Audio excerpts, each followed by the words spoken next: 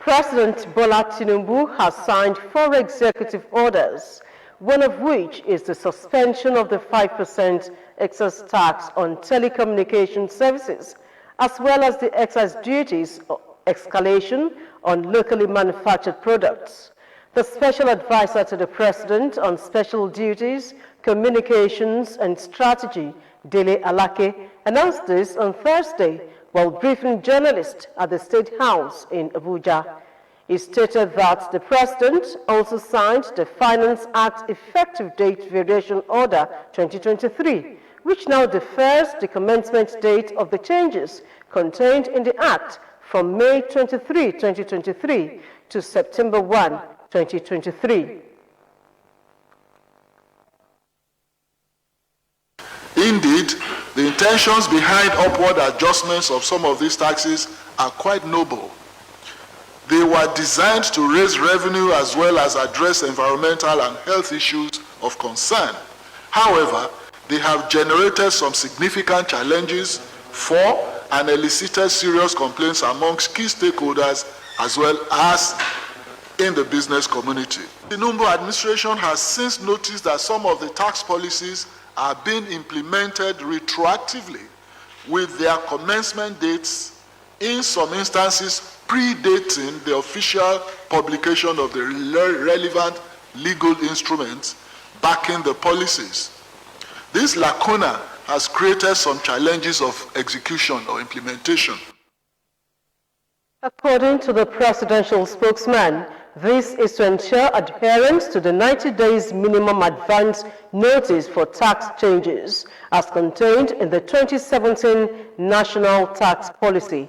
He also signed the Customs Excess Tariff Variation Amendment Order 2023, shifting the commencement date of the tax changes from March 27, 2023 to August 1, 2023, and also in line with the National Tax Policy. The Presidential Advisor on Revenue, Zach Adedeji, speaks more on the issue. Collection. The starting point is our economic policy, because our aim is not to tax poverty. Our aim is not to tax production. Our aim is to increase our productive activity, capacity to produce. Then we can tax our consumption. And that is the direction of our economic planning. VAT has law, and that's the law that we're following. So I don't know any of those traders that their turnover in a year is more than 25 million. So if law is followed, so it's safe to say that those things are not applicable to those market women of 5%. So because what determines VAT is not percentage, it's just your turnover. So if your turnover is less than 25 million, you are exempted from VAT law.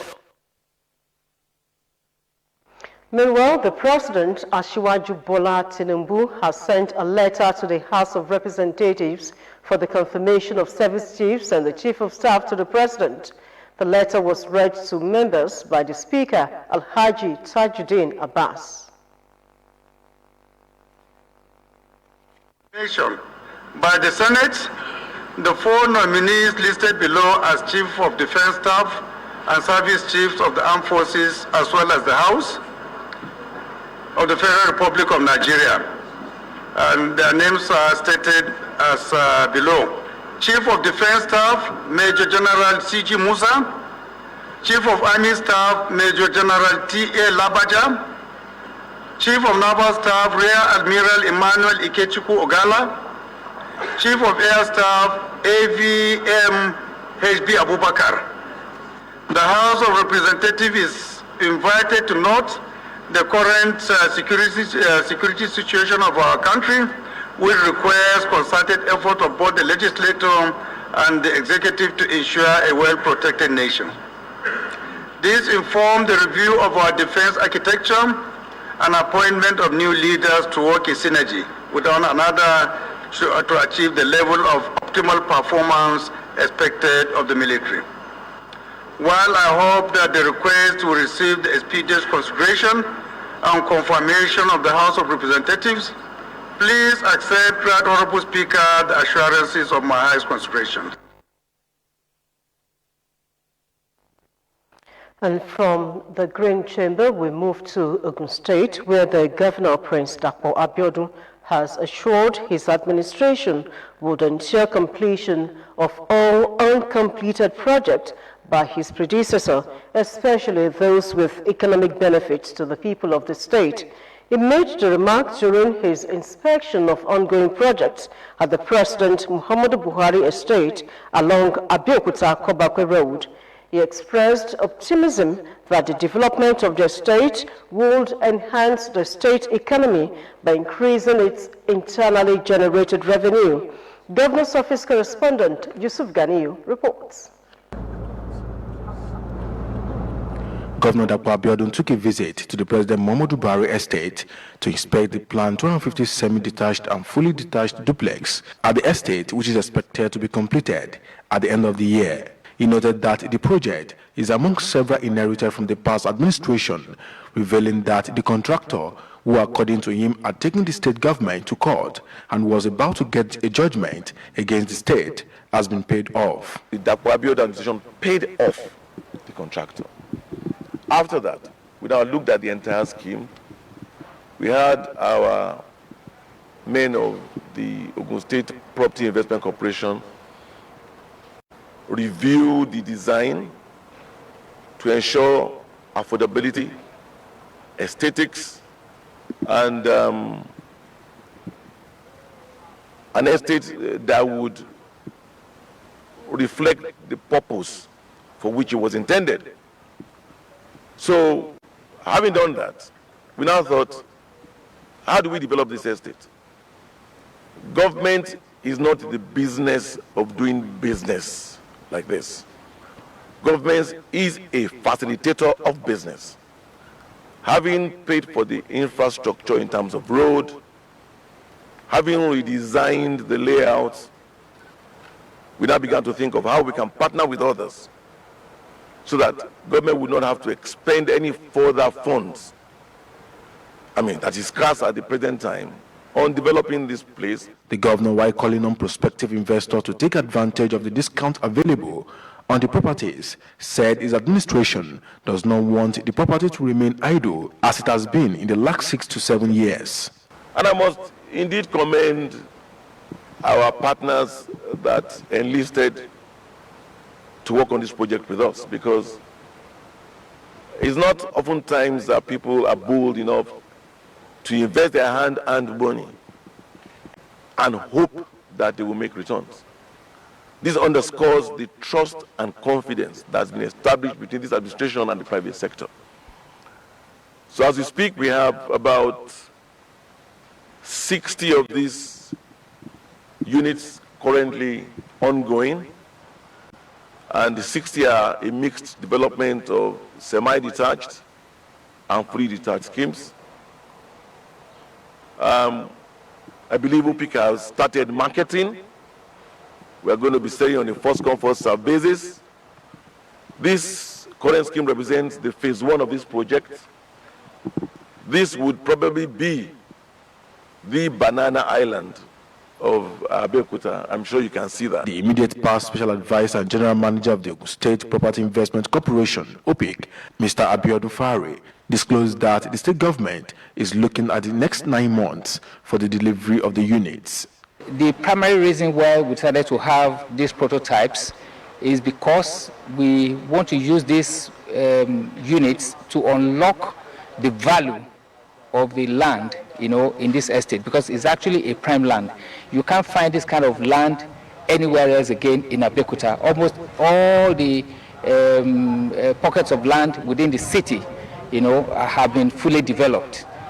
So once these buildings come up, a lot of people will want to buy either the buildings or buy land, which will also be available for those who want to, who are not interested in buying already built units. He added that phase 1 of the project will be used to unlock the value of land in the estate. Yusuf Ganiyu, OGTV News. In the last couple of years, nothing has elicited as much consensus among Nigerians as the removal of the infamous fuel subsidy. As Nigerians feel the effect of the removal, it is imperative that certain incentives should have been put in place before implementation in order to effectively curtail the hardship being faced by the citizens. Aderonke Adeyemi in this special report takes a look at the plight of individuals and the prospective gains. Her report. The effect of subsidy removal on the Nigerian economy has been a subject of debate, as subsidy has long been used by the Nigerian government to support various sectors, and primarily the oil sector. A month after Nigerians have gone through the hardship that followed the removal of subsidy, which saw petrol pump price increased from 195 naira to 500 naira per litre, which in turn made the prices of commodities skyrocketed. Experts still commended the effort of the present administration to go this route. We actually appreciate the guts, of our president, Asiwaju Bola Ahmed Tinubu, to have taken that drastic decision. Before, we were using 63 million liters per day in Nigeria, and in the last 1 month, I think it has been reduced to 23 or 30 million liters. That is part of the game. That instead of wasting our resources, using our own money, subsidy, to be catering for other neighboring country, it has been observed now that, okay, it has been reduced. Although government promised to redirect its spending towards more productive sectors, Alhaji Abdurrahman Maku, our economic expert, hopes that they bear in mind the poor citizens who may not survive the new reality, hence more incentives to cushion its effect. Paying salaries and when due, having to pay them allowances, and of course, by the time that we aggregate that, I think to an appreciable extent, people will have a very good feelings towards the government. It was, however, agreed that the benefit of full subsidy removal outweighed the continual payment of it. Nigerians will experience many inconveniences, but the results will yield positive outcomes for the people in the long run. The money for governance should also be reduced. It is true. If a politician is having like 5, 6 aides before, and those aides will be paid from the government covers, they should be reduced to 2 or 3. This time around, this is a very crucial time where every one of us should pay sacrifice. Good and laudable ideas that they have, they should let it go out in time, especially now that people are feeling the impact of this fuel subsidy so much that they are going to divert the money. Let us have confidence, let us have faith in them. Respondents, however, concluded that by removing subsidy, visible and tangible efforts are to be made to withstand the resultant harsh realities. Aderonke Adeyemi, OGTV News. President Bola Tinubu has restated his administration's readiness to support all laudable initiatives to boost the security architecture of the country. Speaking at this year's Nigerian Army Day in Ibadan, the president assured that his government will strive to guarantee the safety of law-abiding citizens. Represented by the Vice President, Senator Kashim Shettima, the president gave an assurance that his administration was poised on ending insecurity in Nigeria. He saluted the Nigerian Army, particularly those who have sacrificed their lives in the service of the fatherland, adding that stakeholders in this regard would not go unrewarded. The Chief of Army Staff, Major General Taoreed Lagbaja, in his address, noted that the event offered the Army opportunities to take stock and assess its performances, as well as interface with the public and set goals for continued professional growth. Still ahead, INEC charges suspended Adamawa REC to court. More news and reports after the break. Do stay with us.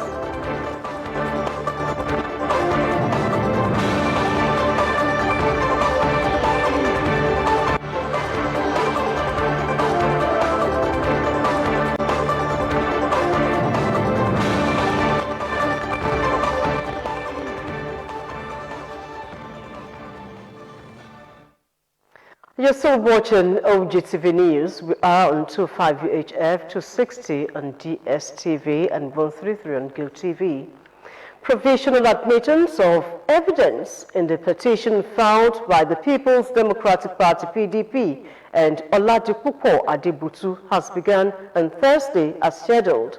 Counsel to the respondent, Independent National Electoral Commission (INEC), Prince Dapo Abiodun's second respondent, and All Progressives Congress insisted that they would raise their objections to every judgment in the evidence being tendered by the petitioner to the tribunal. According to the lead counsel to the respondent, the evidences being tendered are still provisional in nature because the respondent believed the bar has to generate evidence to the bench to determine its relevance to the case.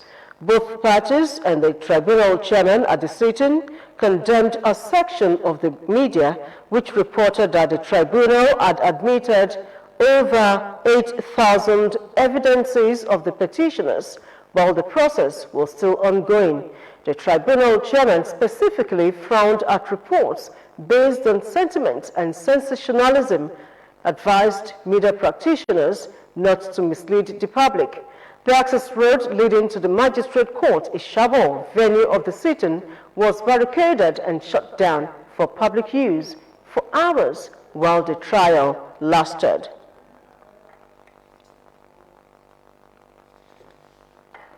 There is an urgent need to increase the knowledge of adaptation to climate change across all sectors as one of the bold steps towards addressing the challenge. This was part of the discussion at an interactive session with the management team and stakeholders of the Ministries of Education, Science and Technology and that of Environment in Ogun State by the Study Group 1, Course 45, National Institute for Policy and Strategic Studies, Kuru, Jos. Matthew Shomi reports. Another session of engagement with key ministries and stakeholders in Ogun State as part of the local study of the state with the theme Industrialization, Climate Change and Energy Security in Nigeria, issues, challenges and prospects as the focal points of discussion.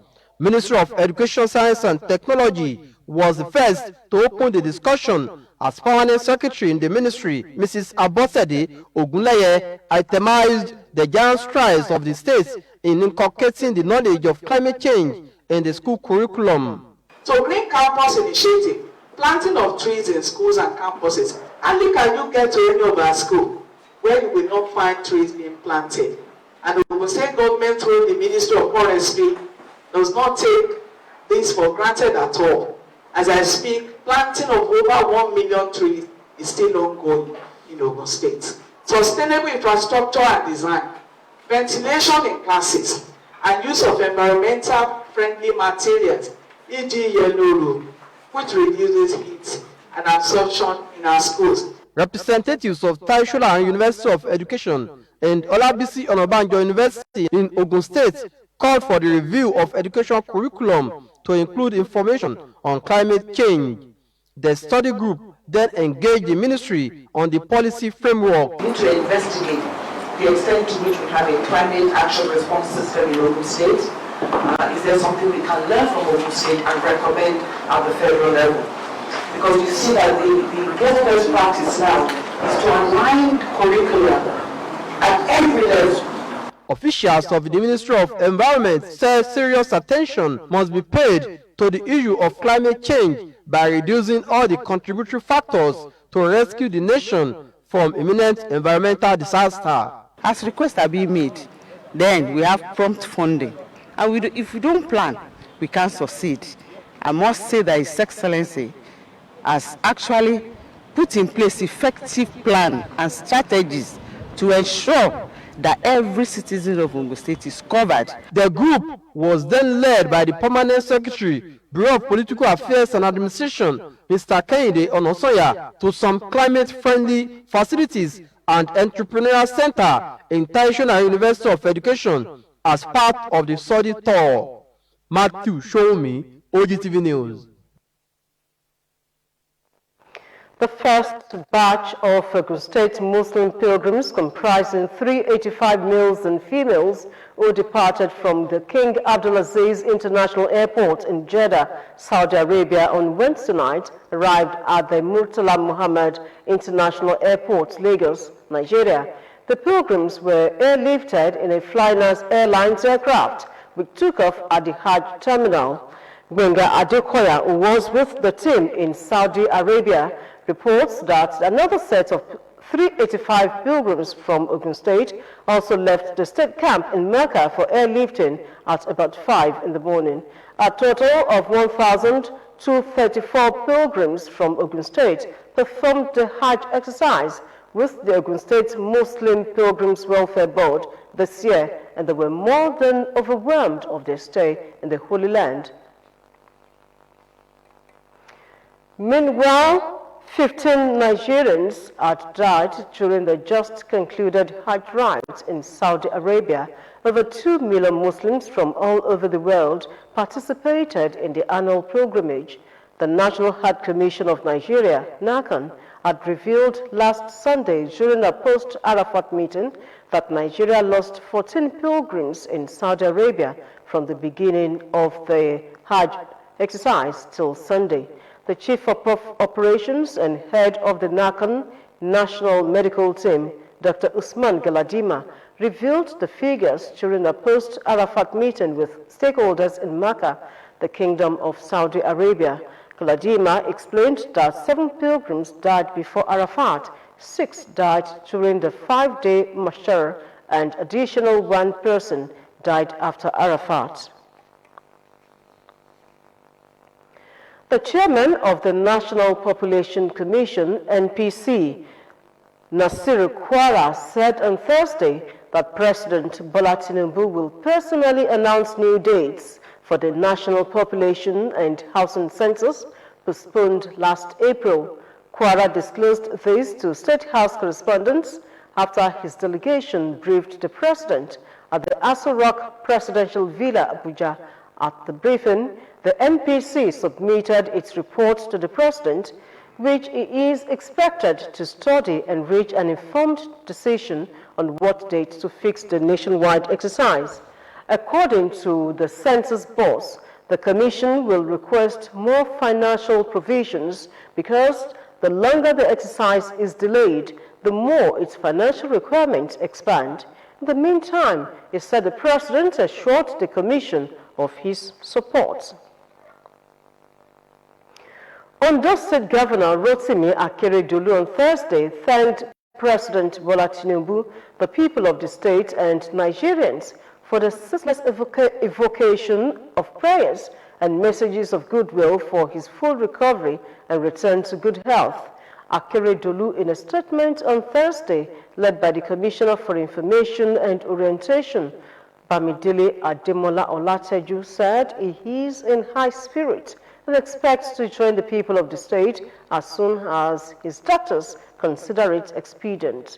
The governor of Ondo State, Arakunrin Oluwarotimi Akeredolu, expresses his profound gratitude to the good people of Ondo State for the ceaseless evocation of prayers and messages of goodwill for his full recovery and return to good health soon. The federal government on Thursday has asked Nigerians to refrain from open dumping and promote good hygiene practices.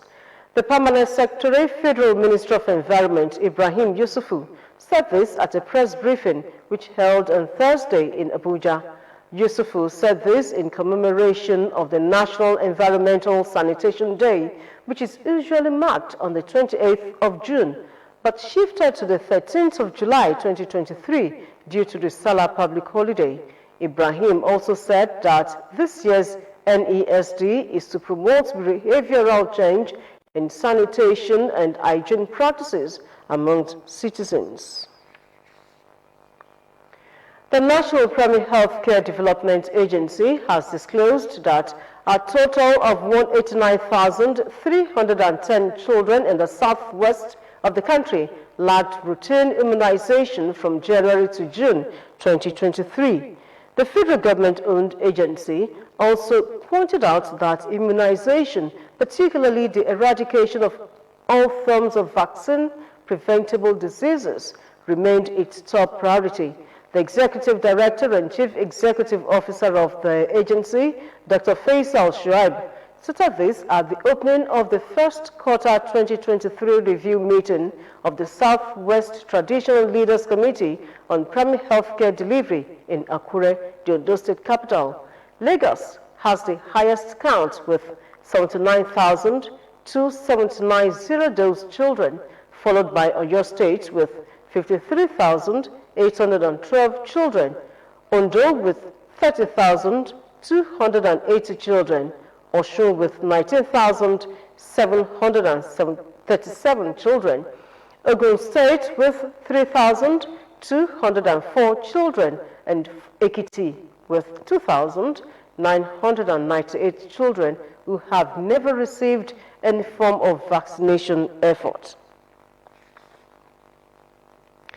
Members of the public have been advised to take good care of their health by managing all forms of stress through regular checkups, healthy and balanced diet, as well as exercise. This admonition was given by the guest lecturer at the 2023 annual lecture of Stand Up for Women Society, held at the NUJ Press Center in Iweroyin, Abeokuta. Nkem Agu's report is presented in this package.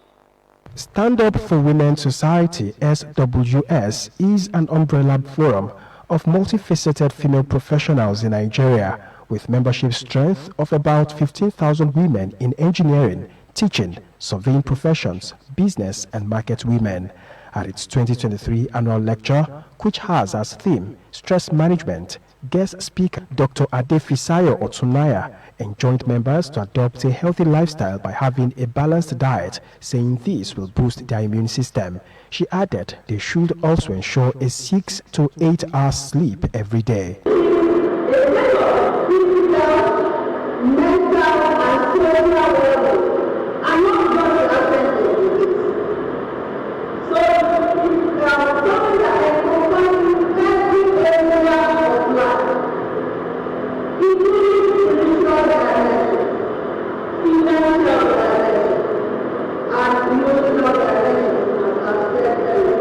In their goodwill messages, invited guests lauded the society for the impact it has made on its members and the larger society since its inception, adding that the body has lived up to expectations.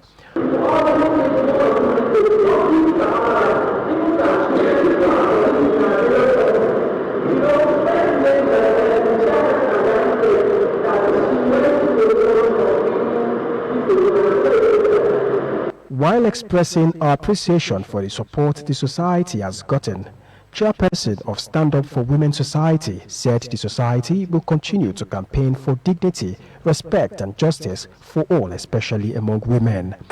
This Stand Up for Women has been inaugurated and has come to stay in Ogun State. So we need ourselves as women at least to come together to iron issues. Stand Up for Women Society, which was inaugurated in Ogun State 2 years ago to promote women affairs and influence the general public to support the cause of women, has branches in the United Kingdom as well as in the United States of America. New executives were thereafter inaugurated at the event. The Independent National Electoral Commission, INEC, has charged the resident electoral commissioner in Adamawa State, Hudu Ari, to court. The police had arrested Ari over his conduct during the governorship election in Adamawa. He was subsequently granted bail. A statement on Thursday by the National Commissioner and Chairman, Information and Voter Education Committee of the Commission, Festus Okoye, said it had reviewed the case file sent to the Commission by the police and had filed a 6-count charge against Ari. He added that the case would be heard at the Adamawa State High Court on July 12, 2023. The Commission also assured Nigerians of immediate action on the matter.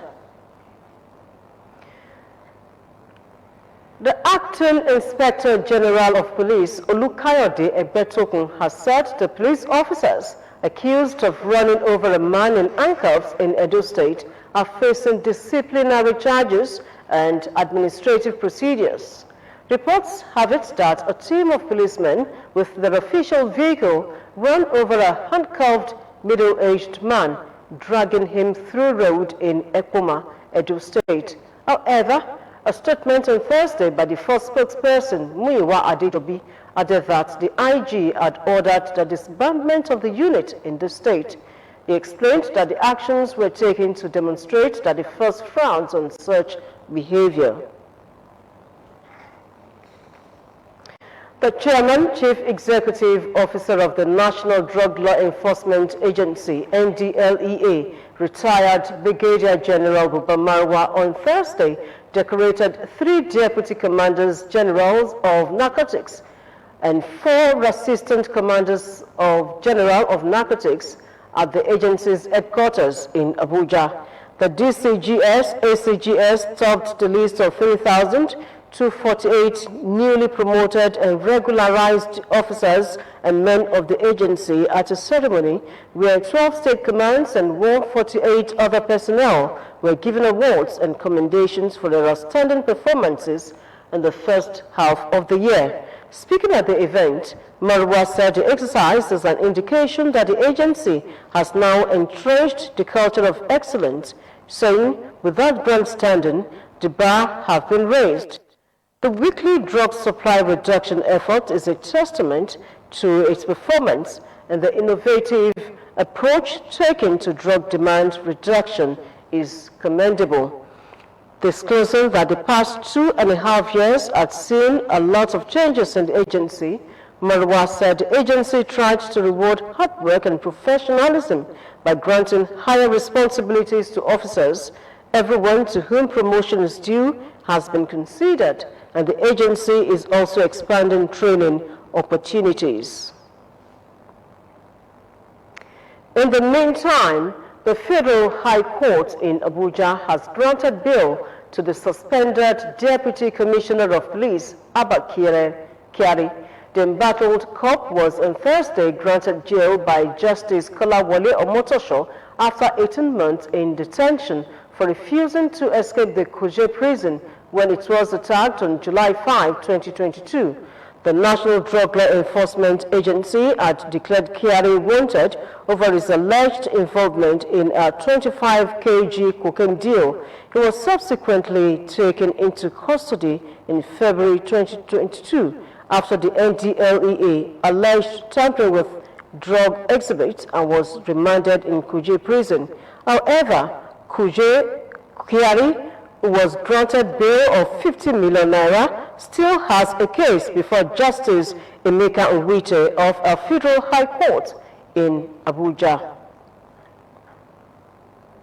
The federal government has directed heads of tertiary institutions, education institutions, to deploy the NECO e-Verify platform for verification of results of admission-seeking candidates that sat for the National Examinations Council Senior School Certificate Examination. Permanent Secretary, Federal Minister of Education, David Andrew Adejo, who made this known during the unveiling of the NECO e-Verify platform on Thursday in Abuja, said the platform was put in place to meet the growing needs of Nigerians within and outside the country in the area of results verification. He expressed delight that NECO is ensuring its activities is aligning with global best practices. He said the platform would go a long way in fishing out fake results, especially during the admission process. Earlier, Registrar and Chief Executive of NECO, Professor Ibrahim Wushishi, said the NECO e-Verify is an online results verification solution that guarantees instant authentication of academic and basic information about prospective candidates for admission and employment into academic institutions and workplaces.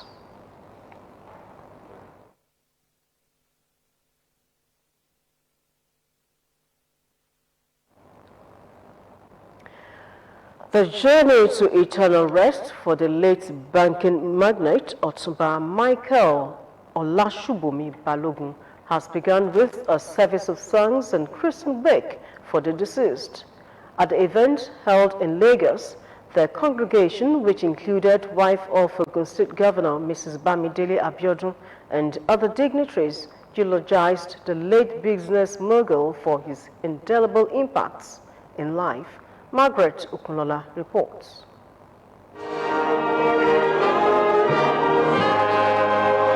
As part of programs to pay due respect to the late banking icon, the Otumba Towashe of Ijebu, Olori Omoba Akile Ijebu, and Ashiwaju of Ijebu Christians, Otumba Michael Olasubumi Balogun. A service of songs was organized by the Cathedral Guild of Stewards and other societies in the cathedral, followed immediately by a Christian wake. Being an illustrious son of Ijebu land and a prominent personality whose life and times have been exemplary, wife of Ogun State Governor Mrs. Bamidele Abiodun graced the event and other big names in Ogun State with a homily that focused on purpose, time, and death, taken from Acts chapter 13, verse 36. Provost of the Cathedral, Marina, Lagos, Very Reverend Adebola, charged all present to make their existence count by living a life that pleases God. The success, effectiveness, and value of life are not measured in terms of the number of houses you have, the number of cars in your parking lot, but they're measured in terms of the fulfillment of your purpose in life. On behalf of the Senate, a senator representing Ogun East Senatorial District, Otumba Gbenga Daniel, emphasized that it would be an understatement that the deceased lived a fulfilled life. Highly regarded, respected, and honored in the society, the Olori Omoba of Ijebu lived a justified life with great respect and celebration of Ijebu culture and tradition. We must honor his legacy by continuing to work towards promoting his dream of the banking sector and supporting initiatives that promote economic growth and the development in Nigeria and across Africa. Testimonies flowed from several individuals, including a former head of state, General Yakubu Gowon retired, groups and societies, as he was remembered as one of those who rewrote the story of the country's financial sector and launched it onto the global map. He really loved his family, an example to many, many people. I will never forget that. Children of the late icon took turns to read Bible passages, while a special prayer session was held for the family. Late Otumba Michael Olasubumi Balogun was an authority in the financial market and could be aptly described as a man who came, saw, and conquered. Margaret Okunola, OGTV News. May the soul of the deceased rest in perfect peace. It's time to join Dominic Abeha for business news.